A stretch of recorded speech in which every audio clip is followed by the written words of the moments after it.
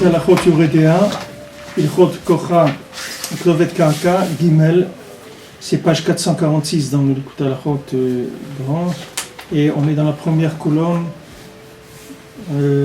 בשום אופן. בשום אופן. מקבל לקבלו בשום אופן, ואז שלום אמר השם לרשעים. אבל כשאינו חס על עצמו ואינו רוצה לסבול, קבל אפילו מעט מהירות בשביל רפואת נפשו, אז זה חס ושלום מתגבר הקטרוג ושומעים מהירות הרבה, שאינו יכול לקבלו בשום אופן.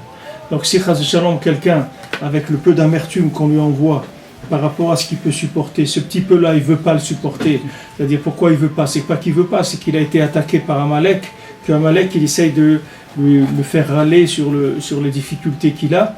Donc quand il se met à se plaindre sur le peu de difficultés qu'il a, alors à ce moment-là, il a des accusations qui sont grandes dans le ciel et on lui envoie beaucoup d'amertume qu'il ne peut absolument pas supporter, qu'il ne pourra absolument pas supporter. Ve'az en shalom amar Hashem la reshaim, donc il n'y a pas de paix pour les reshaim. Donc ça veut dire, pourquoi il n'y a pas de paix pour les reshaim? Parce que le rachat, ça veut dire que c'est quelqu'un qui ne supporte pas la moindre amertume.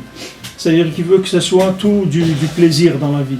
Il veut que du kiff, c'est tout, que tout ce soit toujours bien, agréable, que tout le monde soit gentil avec lui, tout le monde l'écoute et jamais personne ne lui dit non dans ce qu'il veut faire et qu'on lui sert toujours ce qu'il veut, ce qu'il aime manger à l'heure où il aime et que ça soit ça chaud, ça froid et ça quand il veut. Tout comme ça. Le moindre truc qui dérange, il ne supporte pas. Alors ça s'appelle un rachat. C'est ça la définition du rachat. C'est pas facile d'être un rachat. Hein? C'est pas facile d'être un vrai rachat. Un rachat, c'est une madriga. Oui, c'est dur, oui. Tu rigoles. C'est une madriga. Dans ce cas-là, le rachat, qu'est-ce qu'il le rachat, c'est l'insatisfait ou quoi? On a dit hier, c'est que Akadosh Baruch Hu, quand Akadosh Baruch Hu, il envoie quelqu'un de l'amertume qui est le médicament pour arriver au shalom. D'accord? Maintenant, quand quelqu'un ne supporte pas l'amertume qu'Akadosh Baruch Hu lui envoie, qui est toujours calculé par rapport à ses capacités de supporter, Akadosh Baruch Hu, il fait fi de toutes ses avérotes, il lui fait payer que ce qu'il peut payer, c'est tout. Alors maintenant, il lui envoie de l'amertume pour que cette amertume elle puisse l'amener vers le shalom, qui est la réparation de tout. Maintenant, une fois que quand la personne elle refuse ce peu d'amertume, pourquoi? Parce qu'il a été attaqué par Amalek. Amalek, il vient, il essaye de faire râler la personne, de lui montrer que ce qu'il a comme problème, c'est injuste, etc. Et quand donc quelqu'un il tombe dans le jeu de Amalek, qui se met à se plaindre, alors dans le ciel, il y a des accusations. On dit voilà, puisque maintenant, même le petit peu qu'on lui envoie, il ne veut pas payer, maintenant on va lui envoyer tout. C'est-à-dire un manque d'émouna complète. Voilà, c'est un manque d'émouna, c'est un manque... Même s'il a de l'émouna, mais elle n'est pas assez forte. C'est pas une émouna qui est assez forte pour arriver à lui faire supporter, même s'il ne supporte pas dans la joie, comme on a dit, même s'il n'est pas joyeux, mais au moins qu'il ne se plaigne pas, qu'il ne se révolte pas contre les problèmes. Il doit accepter, il doit savoir que ce qu'il reçoit, c'est ce qui lui revient. Comme le Baal Shem Tov, il a dit à quelqu'un une fois qui est venu, il avait des problèmes de Shalom Bayit, sa femme elle était très méchante avec lui. Alors le Baal Shem Tov, il lui a donné une adresse, il lui a dit tu vas aller chez un tel, dans tel village là-bas, et il va t'expliquer le problème.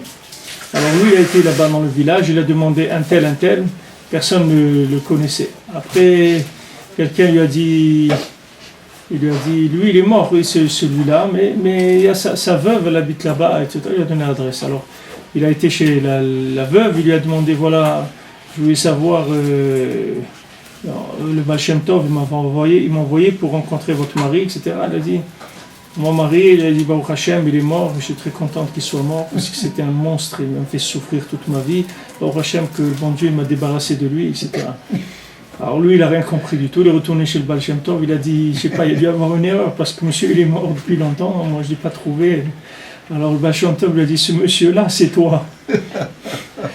Alors il a dit, s'il y a des problèmes de Shalom Bayit, maintenant il dit, non, je n'ai plus de problème, je rentre à la maison, ça va, tout va bien, je ne me plains pas, tout va bien. Ça veut dire que maintenant que chacun, ce qu'il reçoit, c'est son paquet, c'est tout.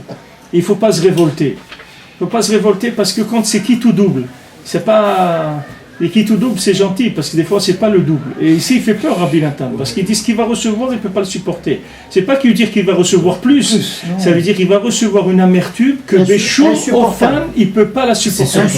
Quel aussi, ça, tu peux pas le supporter. Alors, tu vas voir, c'est quoi. Alors, c'est terrible. Alors là, c'est ça qui est dur. c'est la fin, alors. C'est la fin. Hachem Ishmor. Ça, c'est Amalek. C'est ça, Amalek. C'est pour ça que je beaucoup déteste Amalek, à cause de ça. Parce qu'Amalek, c'est quelqu'un qui pousse à l'extrême. C'est quelqu'un qui vient casser les arrangements. C'est-à-dire que il essaye d'arranger avec l'homme pour qu'il y ait toujours un principe de justice et de miséricorde. Mais il essaye d'arranger le côté justice par rapport à ce que l'homme il peut rembourser, pas par rapport à ce qu'il doit.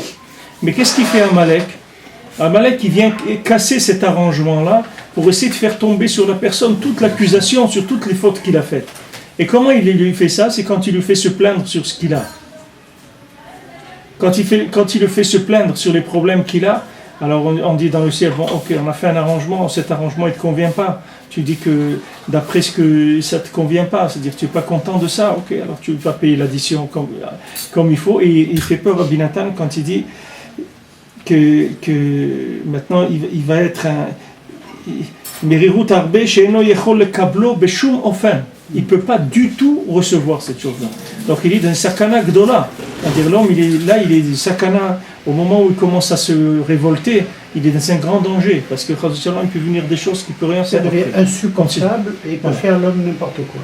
Après, c'est Hachem Ishmor, c'est très dur. Est-ce qu'on peut dire par exemple aussi que d'après ce principe qui trouve de Amalek, de la personne qui ne veut pas souffrir un peu, alors est-ce que la personne, quand elle reçoit la Merirut et qu'elle accepte l'arrangement, et qu'elle est Bessimcha de cet arrangement, elle sait qu'elle mérite plus, mais que c'est un Minashamaim, ils lui ont donné une Amtaka et tout. Alors maintenant, de cette Simcha-là, est-ce qu'on peut aller à quel autre on lui dire, si t'es tellement Bessimcha, on va t'enlever encore plus? Oui, bien sûr. Il ne faut pas on allège la Merirut. Mais c'est ça. Quand il fait ça, il tue Amalek. C'est ça, tu me crées Zecher Amalek. Il va avoir de la Merirut avec Bessimcha. Et dans ces simcha, il crée le Zecher Amalek. Quand quelqu'un a de la simcha dans la Merirut, il tue Amalek. Tu surmontes Amalek. Parce que Amalek, c'est quoi? Amalek, c'est comme on dit, pourquoi faire les choses simples quand on peut les compliquer? C'est la Amalek. Amalek, il complique ce qui est simple. C'est pourri, ça. Ouais, c'est le principe de... Quoi, vous voulez nous faire disparaître? Non, on va manger, on va boire. Et alors, on va être Bessimcha. Mais quand quelqu'un, maintenant, même si quelqu'un n'arrive pas à être Bessimcha, mais au moins, il doit faire attention. Même s'il n'est pas Bessimcha, au moins il dit, regarde, de la Simcha, je ne suis pas au niveau d'être sa mère dans la Merirut, c'est-à-dire cette amertume-là. Je ne suis pas au niveau de la transformer en joie, mais au moins je ne me révolte pas, je dis merci que vous avez envoyé quelque chose que je peux supporter. Ça m'est difficile, parce que Rabbi nous dit quand même que c'est amer, donc il y a un effort à faire pour prendre le médicament, mais il accepte, il ne se révolte pas. Alors s'il accepte, on peut lui méquille, on dit bon, celui-là on voit qu'il ne fait pas de problème pour payer et tout, il vient, il est toujours à l'heure, il dit jamais, il ne se plaint pas sur ce qu'il a, donc on va lui enlever une partie encore de ce qu'il doit. Remise de paix. Voilà. Mais par exemple, conduite exemplaire. Ouais, remise de paix. D'accord, il y a des Merirut. Imaginons quelqu'un il a une Merirut pour la Parnassa, il voudrait avoir Parnassa, il n'arrive pas, il voudrait... Bon, plein de choses. Mais quand c'est des choses de Gdoucha... C'est pareil. Quelqu'un il veut partir à Ouman, et il peut pas...